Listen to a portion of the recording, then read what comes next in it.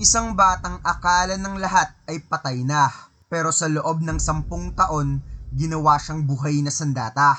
Matapos makaligtas sa isang nakamamatay na plane crash, napilitang mabuhay si Lee Jin-yu sa gitna ng digmaan bilang isang batang mersenaryo. Sa loob ng 10 taon, natuto siyang pumatay, mabuhay at lumaban para lang makasurvive. Ngunit isang araw, nakabalik siya sa Korea upang mamuhay bilang normal na estudyante. Kaya samahan niyo ako mga lods na i-recap ang bago nating manhwa series. Kung mahilig ka sa mga solid action, astig na bida at brutal na laban na may halong emotional family story, ito ang manhwa na hindi mo dapat palalampasin. Ito ang simula ng kwento ni Lee Jin-yu, ang estudyanteng kinatatakutan ng lahat.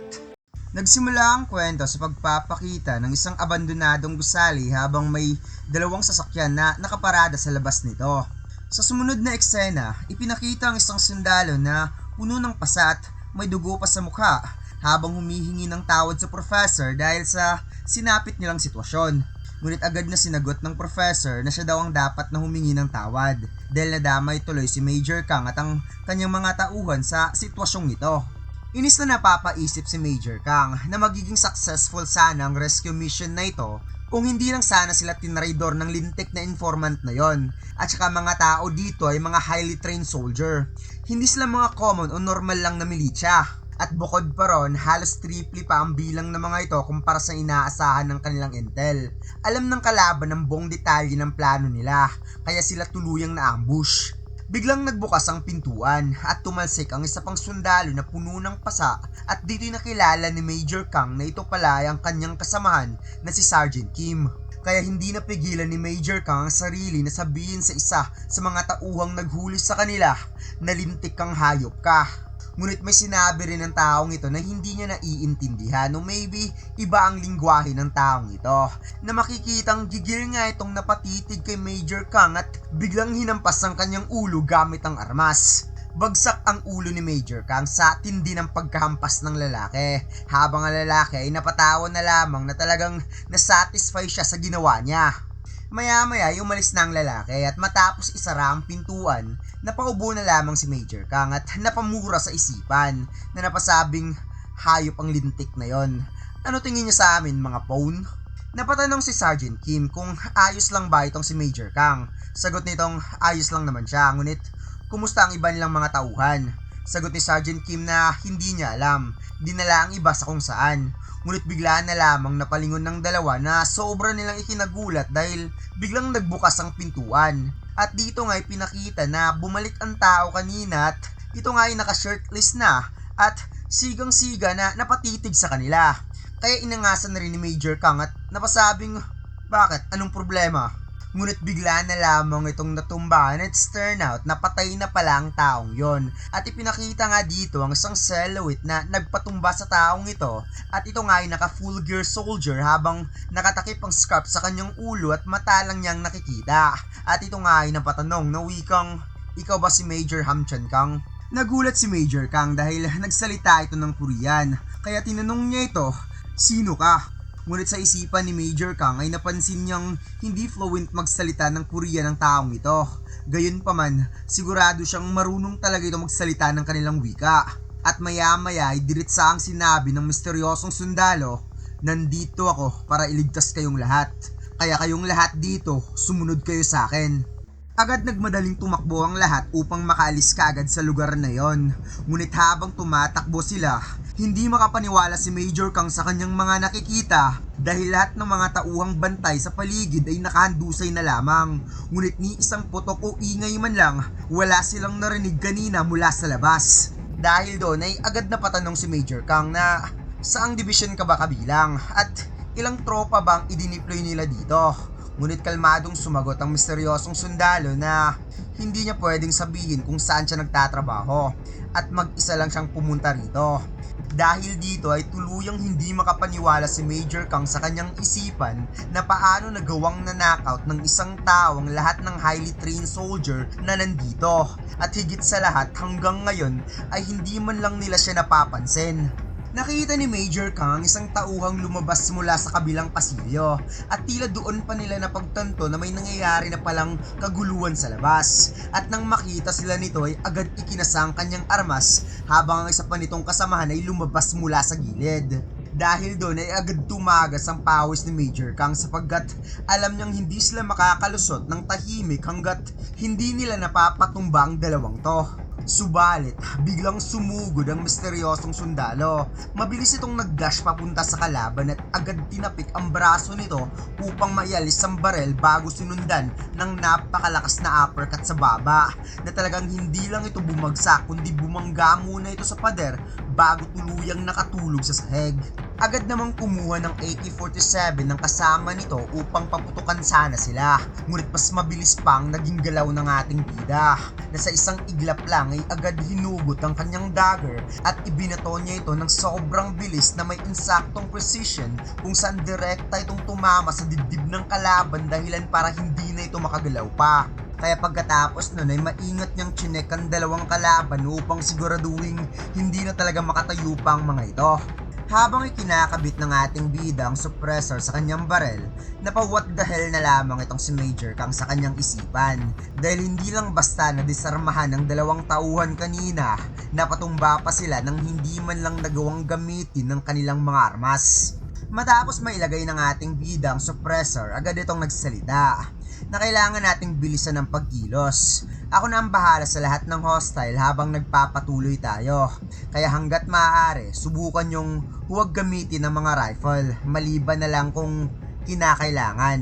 Na agad namang napasure itong si Major Kang, ngunit sa kanyang isipan, iba ang tunay niyang naiintindihan sa sinabi ng misteryosong sundalo.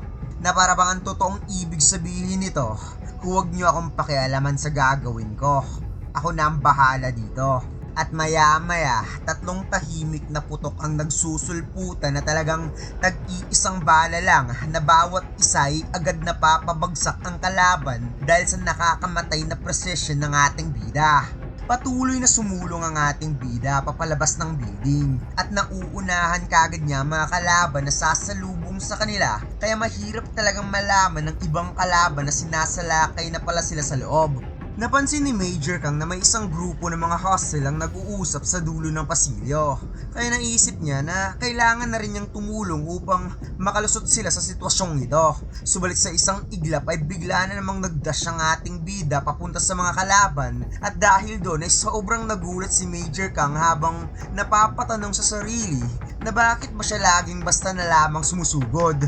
Para sa kanya, dapat muna silang kumalma at pag-isipan ng mabuti kung anong gagawin bago matake. Ngunit tila kabaliktaran ng estilo ng misteryosong sundalong ito. At habang abala sa pag-uusap ang tatlong kalaban, bigla na lamang nag-slide sa likod ng ating bida habang mainam na tinutok ang kanyang pistol with silencer. Kaya naman ay gulat na gulat ang tatlo sa kanilang nakita, ngunit huli na ang lahat. Dahil bago pa man sila makapag-react ay agad silang tinaddad ng bala ng ating bida. At ang mas nakakagulat pa dito mga lads, hindi man lang siya huminto upang matingnan ng mga kalaban matapos silang pabagsakin. Dumiretso lamang ang ating bida na tumakbo papunta sa kabilang corner habang mabilis na nagpapalit ng magazine sa kanyang barel.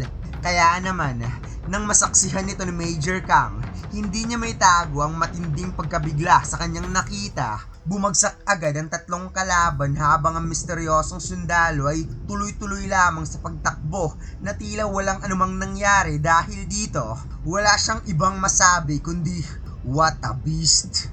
Ngunit sa kabila ng kahanga-hangang galing nito na pagtanto ni Major Kang na ang ganitong taktika ay sobra namang mapanganib at reckless para sa isang typical na military soldier. Tuluyan na silang nakalabas ng gusali at tumigil muna ang ating bida upang matingnan kung may tao ba sa paligid. At itinaas nga niya dito ang kanyang braso na ikinagulat nga dito ni Major Kang na sinabi niyang magantay muna sila dito ng 1 minuto. Kaya humingal nga dito ang napatanong si Major Kang na para saan. At napaglans na lamang ang ating bida sa dalawang kasamahan ni Major Kang na halos mamatay na sa kakatakbo. Na-realize ni Major Kang na nabigo siyang i-consider ang kalagayan ng kanyang mga kasamahan. Anumang sitwasyon ang kakaharapin nila, dapat lagi siyang nagmamatsyag doon. Which means, all along, Nakalkula na pala ng misteryosong soldier na ito ang lahat. Nakita ni Major Kang na mayroon itong itim na mata at mahusay rin itong magsalita ng Korean kahit pa hindi ito ganap na perpekto. Kaya tinanong niya ito na wikang, "Korean ka ba?" Hindi nag-response ang ating bida, ngunit sa isipan ni Major Kang ay napasabi siyang, "Nahulaan ko ba? Alam kong Korean ka." At maya-maya ay sinabi ng ating bida na oras na para kumilos. Kaagad na tumakbo ang apat sa gitna ng damuhan hanggang sa tuluyan silang makalayo sa gusali. Ngunit laking gulat ni Major Kang nang mapansin niyang naghihintay na pala roon ng iba pa nilang mga kasamang sundalo. Kaya dahil dito, napaisip siya na may halong tuwa at pagtataka na akala ba niya'y dinala mga ito sa ibang lugar. Kaya agad siyang napatanong na paanong napunta kayo dito. Paliwanag ng kanyang kasamahan na tinulungan sila ng taong yon at sinabihan sila na maghintay lang dito at ngayon bumalik siya kasama ang kanilang leader na si Major Kang. Wika ng ating bida na hanggang dito na lamang siya at dapat magpatuloy na si Major Kang kasama ang kanyang mga tauhan patungong southwest dahil may mga taong naghihintay ron para sa kanila. Nagpasalamat naman si Major Kang ngunit kalmado namang sinabi ng ating bida na hindi na kailangan yon sapagkat ginawa lamang niya ang kanyang trabaho na ipinagkatiwala sa kanya. Dahil dito, napaisip si Major Kang habang pinagmamasdan ng misteryosong sundalo na isang mercenaryang taong ito. Sigurado ako doon. Kaya inabot ni Major Kang ang kanyang kamay at sinabing kahit simpleng trabaho lamang yun para sa kanya. Nais pa rin niyang magpasalamat. Ano man ang dahilan, nailigtas pa rin ito ang kanyang buhay, pati na rin ang buhay ng kanyang mga tauhan. Napatingin na lamang ang ating bida sa nakaunat na kamay ni Major Kang. Ngunit sa isang iglap may narinig silang kakaibang tunog mula sa malayo. Maya-maya pa ay bigla na lamang may malakas na pagsabog na ikinagulat ng ating bida habang si Major Kang ay napatanong kung ano ang tunog na yon. Ngunit bago pa man sila makapag-isip, kaagad na pasigaw ang ating bida na dapa. Dumapa kayong lahat. At ang sumunod na sandali ay isang napakalakas na pagsabog na talagang yumanig sa buong paligid kasabay ang matinding impact na nagpayanig sa lupa. Maya-maya pa ay pagkatapos sumupa ng pagsabog, unti-unting naidilat ni Major Kang ang kanyang mga mata. Makikitang halos balot na ng dugo ang kanyang muka habang napahawak siya sa kanyang tainga dahil tila nabingi siya sa lakas ng pagsabog. Sa tansya niya, parang mortar ang ipinambira sa kanila kanina. Kaya kaagad niyang hinanap ang kanyang mga tauhan pati na rin ang professor. Ngunit nang unti-unti nang humupang makapal na usok, laking ginhawa niya nang makita niyang nasa maayos na kalagayan pa ang mga ito at walang malubhang na sugatan sa pagsabog. Subalit ang sumunod na sandali, sunod-sunod na ratatat ng rifle ang umaalingaw sa paligid at doon niya nakita na mag-isang nagsisibagsakan ng mga taong kaninang nagpaputok ng mortar sa kanila. Dahil dito, agad niyang hinanap kung sino ang lumalaban at doon niya nakita ang taong nagligtas sa kanila na patuloy na nakikipaglaban mag-isa. Makikitang duguan na ito at natanggal na rin ang scarf na tumatakip sa kanyang mukha. Ngunit higit pa ron ang lubos na ikinagulat ni Major Kang. Hindi siya makapaniwala sa kanyang nasaksihan na ang taong nagligtas sa kanila kanina, ang mismong nakapatay sa grupo ng mga highly trained soldier, ay isa lamang palang bata. Pagalipas ng 6 na buwan, lumipat ang eksena sa isang paaralan kung saan isang guro ang agad nagsabi sa klase na tumingin muna ang lahat sa harapan. At dito nga makikita nating napatitig ang mga babaeng estudyante habang namumula ang kanilang mga pisngi na napasabi sa kanilang isipan na sobrang hot naman niya. Samantala, isang maangas namang lalaking estudyante na napasimangot at napaisip, sino kaya ang gagong ito? Pagkatapos nito, ipinakilala ng guro ang bagong estudyanteng sasama sa kanila sa klase simula ngayong araw. At doon nga nagpakilala ang ating bida mga lods na siya, si Ijin Yu. At dito nga nagtatapos ang panimulang bahagi ng kwento mga lods. Kaya kung nagustuhan ninyo ang naging panimula ng storya, huwag ninyong kalimutang mag-like, subscribe at suportahan ang ating channel. Target nating matapos agad ang buong chapter ng series na ito para makapag-proceed tayo sa iba't ibang astig at sikat na manhwa at manga series. Kaya abangan ninyo dahil lahat ng maangas at trending na series isa-isang nating i-recap dito lang sa channel na ito. Pagkatapos ay lumipat ang eksena sa isang babaeng nagsusulat habang napapaisip na baka nasa classroom na ngayon ang kapatid niya. Ilang sandali pa, biglang napa-holy shit ang isang babae sa kanilang classroom matapos niyang ikwento na may nakita silang sobrang cute na lalaki kanina sa office. Isang third year transferee student. Naayon pa niya, habang tinititigan daw niya ang lalaking ito ay talagang sobrang bilis ng tibok ng puso niya. Kaya naman nang marinig ng babae na isang third year transferee student ang pinag-uusapan ng kanyang mga kaklase, tila agad siyang nagkaroon ng idea kung sino ang tinutukoy ng mga ito. At ito nga ay ang kanyang kapatid. Sinabi niya na akala niya talaga matagal nang patay ang kanyang kapatid matapos ang plane crash. Hindi niya kailanman inasahan na makakabalik pa ito matapos ang 10 taon. At dito nga ay pinakita ang eksena sa airport kung saan kakalabas lamang nila mula sa immigration office. Nanlaki ang kanyang mga mata nang makita niyang totoong buhay pa ang kanyang kapatid. At higit sa lahat, sobrang laki na nito kumpara sa dati. Habang hinahawakan naman ito ng kanyang lolo, na makikitang nanginginig ang kamay nito dahil hindi rin ito makapaniwalang buhay pa ang kanyang apo matapos ang napakaraming taon na hindi sila nagkikita. Mahigpit itong niyakap ng kanyang lolo habang siya naman ay napatanong sa sarili kung yun nga ba talaga ang kanyang kapatid. Maya-maya, bigla siyang tinapik nito kaya napa-flinch na lamang siya. Ngunit unti-unti rin itong napangiti at kitang-kitang sobrang saya rin itong makita siya. At dito nga ay sinabi nito, "Ikaw si Dayon, hindi ba?" Ngunit may gumigising na pala sa kanya at matagal bago niya ito napansin. Kaya sinabihan siyang gaga dahil kanina pa daw siyang nagsasalita dito sa gilid at hindi niya na mabilang kung ilang beses niyang binanggit ang pangalan ni Dayon. Kaya humingi na lamang ng sorry si Dayon. Sinabi ng babae na gusto niyang kunin ang gym uniform ni Dayon para mamaya. Kung kaya't napatanong itong si Dayon na kung ibibigay niya ito anong susuotin niya mamaya. Bigla ngang napataas kilay ang babae na para bang nainsulto siya sa sinabi ni Dayon bago ito napasabi ng, "Anong sinabi mo?" Sobrang ikinagulat naman iyon ng mga iba nilang kaklase. Ngunit maya-maya lang, bigla na lamang lumagapak si Dayon matapos siyang batukan ng babae habang galit na galit itong nagsalita na, "Huwag na huwag kang magsasalita sa akin ng ganyan ha. Hindi ko na problema yan. Problema mo na kung anong susutin mo mamaya."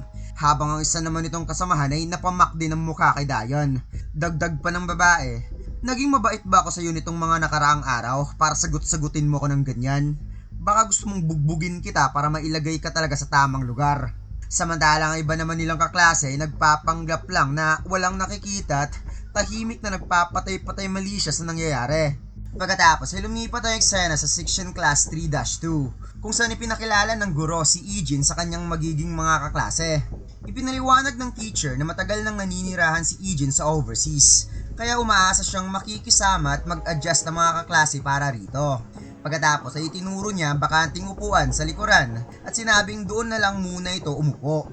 Dahan-dahang naglakad si Eugene papunta sa magiging upuan niya habang tahimik naman siyang minamasdan ng isang estudyanteng kulay orange ang buhok at sa isip nito ay halatang inis na napasabi sa kanyang isipan, "Anong meron sa gagong ito?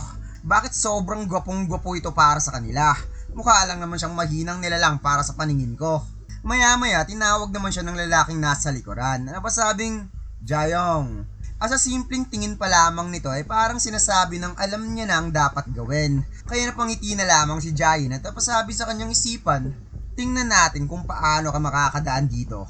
At bigla nga niyang hinarang ang kanyang paa para sadyaing mabundol si Eugene. Ngunit bago pa man yun mangyari, bigla na lamang huminto si Eugene sa mismong harapan niya.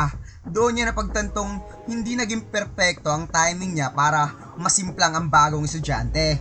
Mas lalo pa siyang nainis nang diretsyahan siyang tinitigan ni Eugene gamit ang napakalamig at nakakatakot nitong tingin na para bang wala siyang kahit katiting na takot. Kaya hindi makapaniwala si Jayong na tila ba hinahamon siya ng bagong transfer student na ito. At dito nga ay galit niyang sinabi, "Anong tinitingin-tingin mo? Gago ka ba? May problema ka ba sa akin?" At habang nakatitig si Eugene, bigla niyang naalala ang sinabi sa kanya ni Major Kang na tila naging mentor at matalik na kaibigan na rin niya sa loob ng mahabang panahon. Sinabihan siya nito na kapag nakabalik siya ng Korea ay huwag na huwag siyang makipag-away at hanggat maaari ay iwasan niya mga ganoong sitwasyon. Tugon naman ni Eugene, "Matagal ko nang alam yan, sir." Ngunit sumagot si Major Kang na nag-aalala lamang siya para rito. At dagdag pa ni Eugene, Hinding-hindi ako papasok sa isang sitwasyon na wala akong sapat na intel tungkol sa paligid ko. Ang padalos-dalos na desisyon ay pwedeng ikakapahamak ng buhay ko. At yan ang karaniwang pagkakamali ng isang rookie. Kaya nanigas na lamang si Major Kang dahil sa unang pagkikita pa lamang nila ng batang ito ay para na itong taong hindi nag-iisip bago sumugod sa panganib. At dito nga ay seryosong sinabi ni Ijin kay Major Kang, mahigit 10 taon na akong nagsasagawa ng iba't ibang misyon sa sari-saring battlefield. At kaya ako buhay hanggang ngayon ay dahil isa kong pro. Kaya bigla na lamang itinaas ni Major Kang ang kanyang kamay upang patigilin sa pagsasalita si Ijin. Napasabing tumigil ka muna. Hindi yan ang tinutukoy ko. Pagkatapos ay sinabi nitong nag-aalala lamang ako para sa kawawang batang makakalaban mo, Ijin. At dahil doon, tila natagalan bago bumalik sa realidad si Ijin habang nakatitig sa maangas niyang kaklase. Napatuloy pa rin nagsasalita na napasabing, ang sabi ko, anong tinititig-titig mo dyan? Gusto mo bang mamatay? Ngunit bago pa lumala ang sitwasyon, biglang nagsalita ang teacher at nagtanong kung may problema ba. Kaya napangiti na lamang si Ijin at kalmadong sumagot ng wala po. Dahil dito ay napangisi naman itong si Jayong at inisip na isa lang palang talunan ng bagong transfer student na to.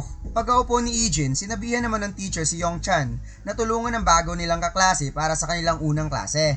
Maya-maya pa ay natapos na ang klase at masaya nga nagpakilala itong si Yongchan kay Ijin. Ngunit habang nag-uusap sila, bigla siyang napaglans sa kabila ng side ng classroom bago marahang bumulong kay Ijin. Mag-ingat ka kay Jayong Lee. Nakita ko yung nangyari kanina. Kaya sana hindi ka masyadong kinakabahan. At dagdag pa niya, 2 raw dapat bantayan ni Ijin sa klaseng ito. Si Jayong Lee at ang lalaking nasa likod nito na si Yok Jinju. Nagpasalamat naman dito ang ating bida habang si Yongchan naman ay tila nabunutan ng tinik nang napagtanto niyang mabait pala ang bago niyang seatmates. At sinabi rin ito na math subject na ang susunod nilang klase. Habang nakikinig si Ijin sa lessons, napansin niya ang iba't ibang klase ng estudyante sa loob ng classroom. May mga humihikab, may natutulog, mayroon ding sobrang sipag makinig sa guro. Maya-maya napatanaw siya sa bintana at nakita niya ang isang club team na kasalukuyang nagpa-practice sa labas. At dahil doon, bigla niyang naalala ang matinding training na pinagdaanan niya noong nagsimula pa lamang siya bilang mercenary. Dugo, pawis, tapang at walang tigil na pagsasanay, lahat ng yon ay tiniis niya kahit kapalit pa nito ang sarili niyang buhay. Kaya napapikit na lamang si Ijin habang tahimik na nasabi sa kanyang isipan, napakapayapa pala ng lugar na to. Maya-maya matapos ang klase, hinintay ni Ijin ang kanyang kapatid sa gate ng paralan. Kaya nagulat si Dayo nang makita siya ron at agad na napatanong kung sino ang hinihintay nito. Ngumiti naman si Ijin bago sinabing, syempre ikaw, gusto kong sabay tayong umuwi kung wala kang ibang plano. Kaya napatingin-tingin na lamang sa gilid si Dayon bago marahang nagsalita, wala naman akong ibang lakad pero ngunit agad siyang pinutol ni Ijin na kung gano'n naman pala, sabay tayong umuwi. At dahil doon, hindi na rin nakatanggi pa si Dayon sa kanyang kapatid. Habang magkasama silang naglalakad pa uwi, kapansin-pansing sobrang tahimik ng dalawa. Hanggang sa biglang nagsalita si Ijin. Sobrang awkward, hindi ba? Kaya nabigla naman si Dayon at mabilis na sumagot. Syempre hindi. Medyo awkward lang ng konti. Ngumiti ng bahagya si Ijin bago sinabing huwag na mag-alala si Dayon tungkol doon dahil naiintindihan din naman niya ang nararamdaman nito. At saka 9 years old pa lang ako noong nangyari yung insidente.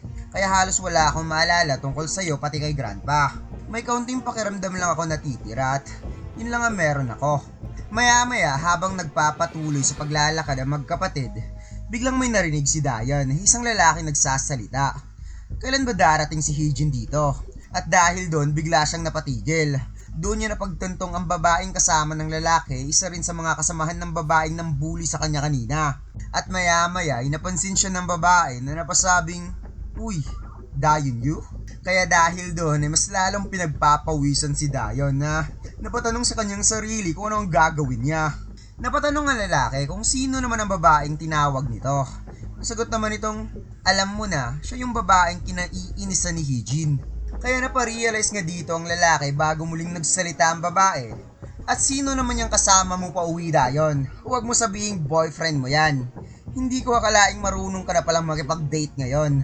Tarantang nagpaliwanag si Dayon na hindi niya boyfriend ng lalaking kasama niya, kapatid niya ito, na maangas namang sinagot ng babae. Hindi ko naisip na may kapatid ka pala. Napatanong si Eugene kung mga kaibigan ba ni Dayon ang mga to. Sagot ni Dayon na natarantang oo, mga kaibigan niya sa classroom. Biglang napataas kilay ang babae na napasabing, gaga ka ba? Tinawag mo ba akong kaibigan? Kaya mas lalong ang kinabahan nitong si Dayon at muli na namang napatanong ang babae na sigurado ba talaga itong si Dayon na iniisip nitong isa siyang kaibigan, habang si Eugene naman ay seryosong napatitig sa tatlo. Nabatain na ang isang lalaki na si Boy Kulot Damulag dahil ang lakas daw makatitig sa kanyang lalaking yun. Kaya sinabihan niya itong mas mabuting mag-ingat ka bata bago ka masaktan. Ngunit nainis nga dito ang isa pang lalaki dahil patuloy pa rin daw nag-aangas na tumitig sa kanila ang lalaking yon. Habang si Eugene naman ay napaisip at napatanong sa kanyang sarili kung talaga bang sinusubukan ng mga to na makipaglaban sa kanya. Biglang tumayo si Boy Kulot at napasabing, hindi ko talaga kayang tiisin ng tangang to. At agad nga itong lumapit at napasabing, hoy gago, naririnig mo ba ako? At dinumol niya pa ang kanyang mukha kay Eugene at sinabing, bobo ka ba? Talagang gago ka. Ano, magtatapang-tapangan ka para sa kapatid mo? Habang patuloy na napaglazing itong si Eugene, nakita niya na sobrang bukas ng depensa ng taong ito para sa isang taong gustong magsimula ng gulo. At wala man lang pagdadalawang isip na lumapit ka agad sa kanya, habang sobrang lantad naman lahat ng vital points para sa open attack at wala man lang dalang armas. Kaya napatanong na lamang si Eugene sa kanyang sarili na bakit sobrang padalos-dalos ang taong to at hinahayaan lang ang sarili na ganito ka-expose. At dito niya naalala ang sinabi ni Major Kang sa kanya na huwag siyang makipag-away dahil sobrang advanced daw ng pag-iisip niya sa ganitong bagay.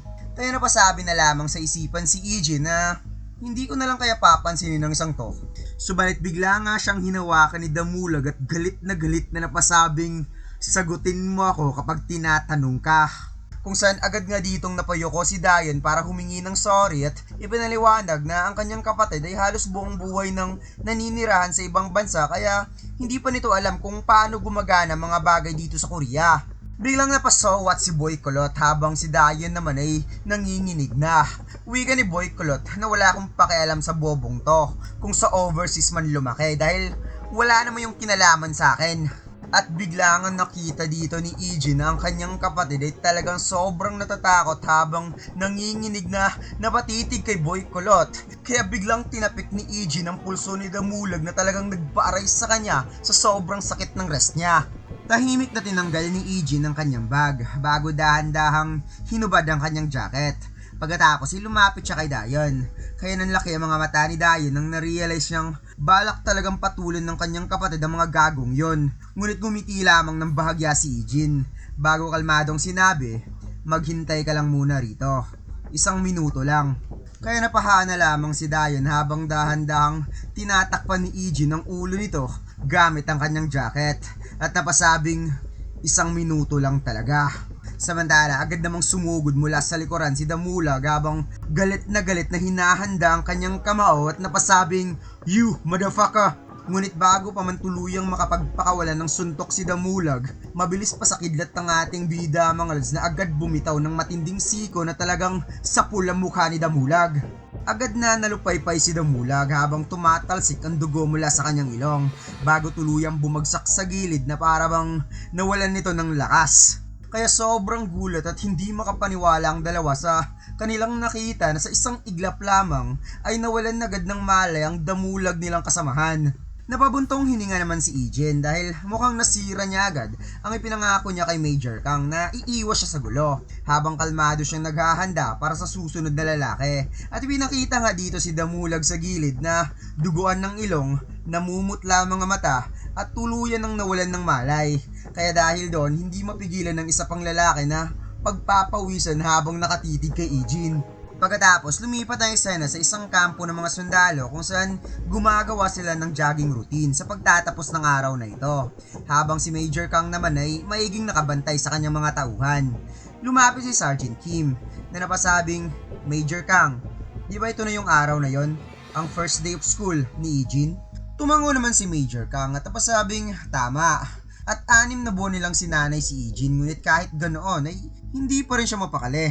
Dagdag naman ni Sergeant Kim, 9 years old pa lamang si Eugene nang namuhay siya sa napakahirap na lugar, kaya sana makapag-adjust siya ng maayos ngayong nakabalik na siya sa Korea. Kaya kumpiyansang sinabi ni Major Kang na sapat na raw ang mga special lessons na itinuro nila kay Eugene tungkol sa normal na buhay sa Korea upang maging handa ang batang yon. At masaya namang sumagot si Sergeant Kim. Abay syempre naman Major Kang, walang duda. Ngunit ang taong pinag-uusapan nila ay walang kahirap-hirap na pinatikim ng matinding siko ang mga bullying high schooler.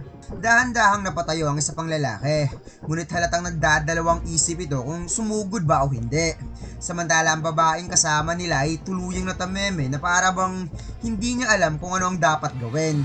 Kalmado lamang na napatitig si Eugene sa kanila, ngunit sa isang iglap, bigla na lamang siyang naglaho sa kanilang paningin at mabilis na sumugod patungo sa lalaki, at bago pa man ito nakapag-react, agad nagpakawalan ng napakalakas na suntok si Eugene na talagang sumapol sa katawan ng napakatinding body shots ng ating bida. Kaya halos nawalan nito ng hininga habang palipad itong tumilapon papunta sa kabilang gilid ng store. Hindi makapaniwala ang babae sa mga nangyayari at nagulat na lamang siya nang biglang humarap sa kanya si Eugene, lalo nang nakita niya ang mga mata nito na parang gustong gusto siyang patayin at lamunin ng kanyang kaluluwa, kaya napalunok na lamang siya ng laway habang puno ng takot ang kanyang mga mata. Ngunit maya-maya biglang tinawag ni Dayon si Eugene at dito nga'y nanlaki ang mata ni Dayon nang makita niya ang sitwasyon sa kanyang harapan. Sa isip niya, anong nangyari dito? Tinakpan lamang siya ng kanyang kapatid ng 1 minuto, ngunit pagmulat niya, ganito agad ang bumungad sa kanya. Napalingon si Eugene nang mapansin si Dayon, habang ang babae naman ay napayoko na lamang at pinagpapawisan sa sobrang takot. At parang wala ngang nangyari na tahimik lamang siyang nilampasan ni Eugene upang agad lapitan ng kanyang kapatid na halatang nashock sa mga nangyari. Humingi kaagad ng pasensya si Eugene kung nagulat man niya si Dayon, at bigla na lamang itong nagsasalita na para bang normal lang ang lahat, at napasabi, may idea ako. Tara, punta tayo sa convenience store. Bilan kita ng paborito mong snacks. Sagot naman ni Dayon na okay lang talaga ako, walang problema. Kaya muling nagtanong si Eugene, sure ka? Well, uwi na tayo. Inabot naman ni Dayon ng jacket sa kanyang kuya, habang si Eugene naman ay bahagyang napangiti na parang walang nangyari, ilang segundo lang ang nakalipas. Habang ang babae naman ay what the hell, na napatanong sa isipan kung paanong biglang nagpalit ng ganun kasimple ang pagkatao ng lalaking yun, kanina parang susunugin na ata yung kaluluwa niya. Nagkatinginan sandali sina Dayon at ang babae, at makikita sa mga mata ni Dayon na talagang nag-aalala siya sa sitwasyong ito. Ngunit bago tuluyang umalis, bahagyang sumilip si Eugene ng side eye papunta sa babae, at dahil doon muli na naman siyang natigilan at hindi nakapagsalita sa sobrang kaba at nerbiyos. Maya-maya habang nagpapatuloy silang naglalakad pauwi ng bahay, dahan-dahang nagtanong si Dayon kay Eugene kung siya ba talagang gumawa sa mga lalaking yun kanina. Tahimik namang umamin si Eugene na napasabing oo. Ngunit kahit ganun ay hindi mapigilan ni Dayon na mapaisip at mapatingin ng kakaiba sa kanyang kapatid. Dahil sa totoo lang, hindi naman ito mukhang taong mahilig makipag-away o gumawa ng gulo. Ipinaliwanag ni Dayon na dito sa Korea, ang matagal na pagtitig sa isang tao ay itinuturing na bastos, katulad ng ginawa ni Eugene kanina. Tahimik namang sumagot si Eugene na ganun din naman sa pinanggalingan niya. Depende na lang kung anong klaseng tao ang kaharap mo. Minsan, pwede pa nga yung maging mapanganib. Kaya hindi nga makapaniwalang napatanong si Dayon na kung alam mo naman pala, bakit ginawa mo yun kanina? Sandaling napatitig si Eugene bago biglang pumasok sa isip niya ang itsura ni Dayon na nanginginig at takot na takot habang kaharap ang damulag na kulot na lalaki kanina. Kung kaya't sinabi niya, dahil ginugulo ka nila. Kaya parang nakaramdam ng kakaiba si Dayon na parang ito ang unang pagkakataong nakaramdam siya na may nagtatanggol sa kanya, kung kaya't mas lalo tuloy siyang na-awkward at hindi na nagsasalita. Kaya napatanong na lamang si Eugene kung may nasabi ba siyang hindi tama. Pagkatapos ay lumipat ang eksena sa bahay nila Eugene, kung saan makikitang nag-aalala ang kanilang grandpa habang si Eugene naman ay gustong magluto para sa kanilang hapunan. At sinabi pa ni Eugene na, I got this grandpa, just relax. Habang nagluluto si Eugene, napabuntong hininga na lamang ang kanilang grandpa at napasabing sana raw ay hindi pangit ang mga naging hapunan nila nitong nakaraang araw dahil ginawa naman daw niya ang lahat pero hindi talaga siya magaling magluto. Ngunit agad namang sumagot si Eugene, "Huwag kang magsalita ng ganyan, grandpa. Ilang araw na ako nandito at sobrang sarap ng mga niluto mo."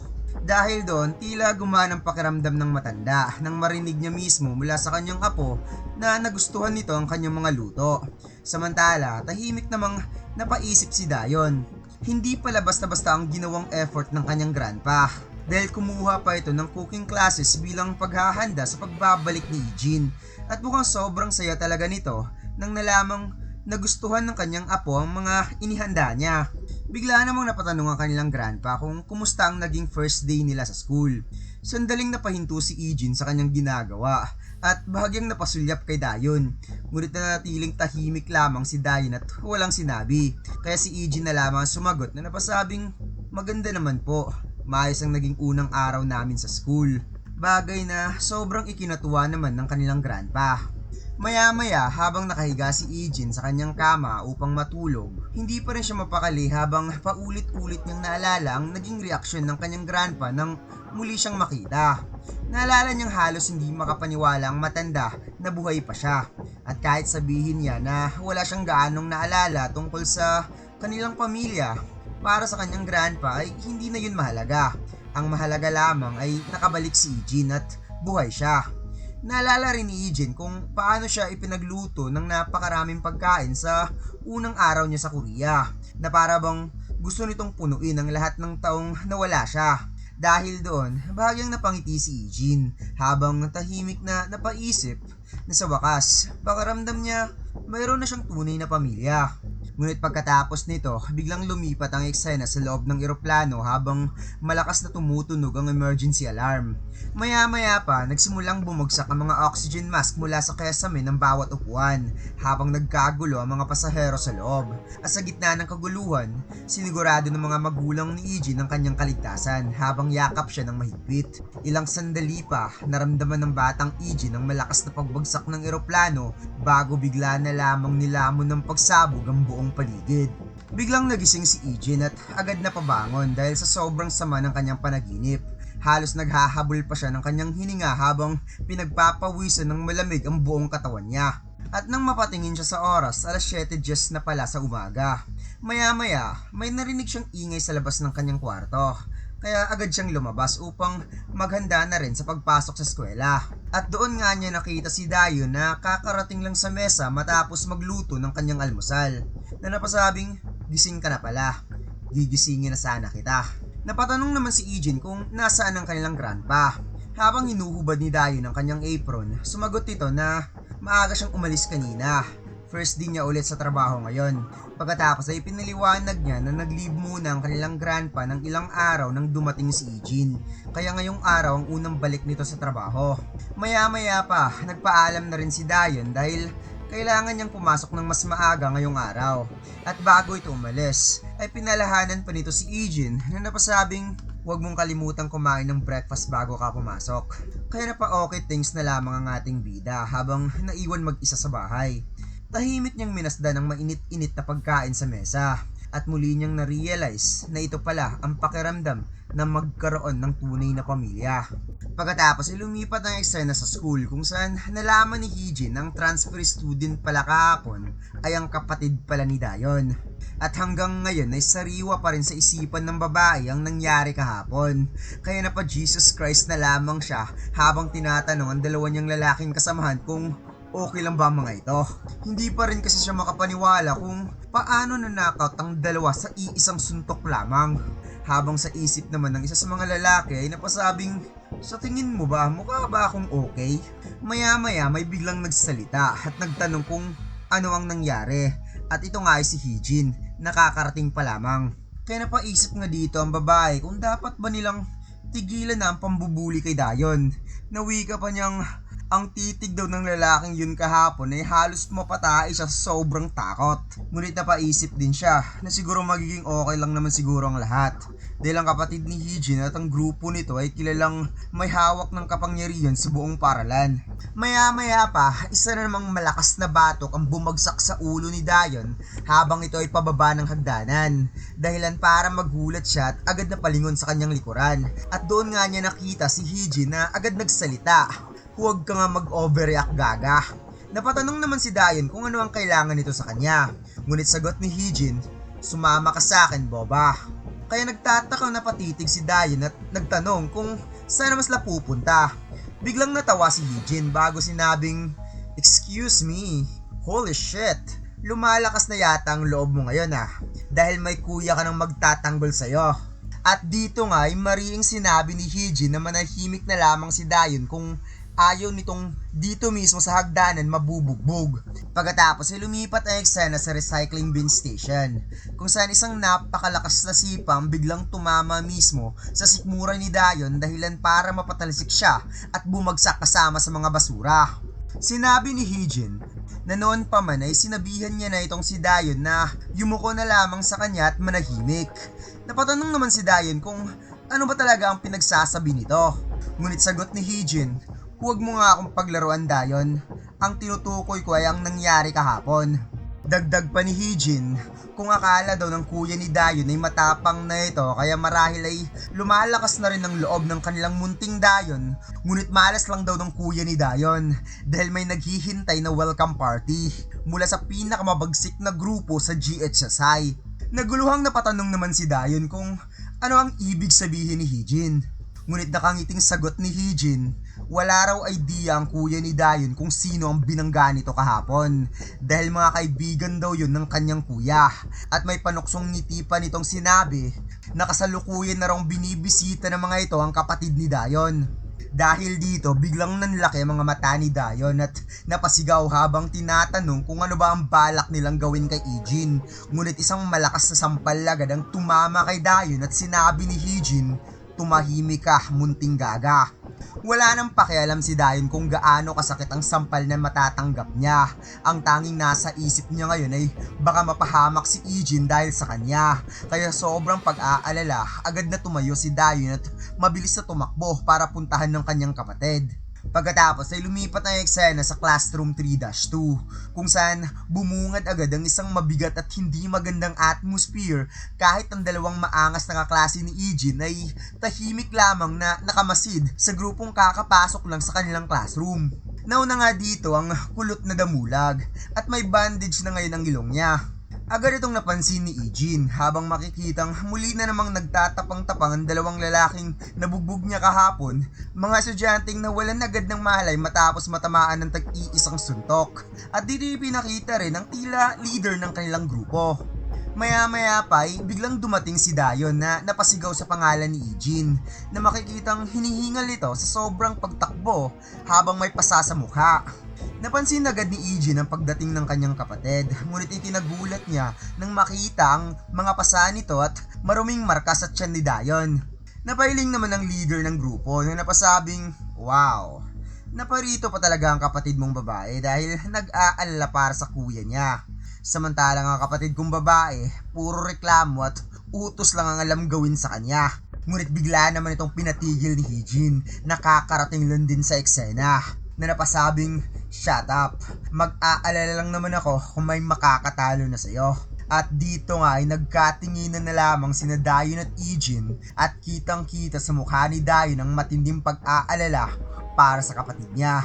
At dito na muna magtatapos ang chapter na ito mga lods. Kung nagustuhan ninyo ang recap na ito, huwag niyo sanang kalimutan mag-like, comment at mag-subscribe sa ating YouTube channel. Pati na rin mag-follow sa ating Facebook page para updated kayo sa mga susunod nating uploads. At suportahan nyo rin sana ang bago nating nire-recap na manhwa series dahil mas lalo pang iinit at magiging matindi ang mga susunod na kabanata. Kaya huwag na nating patagalin pa. Let's go!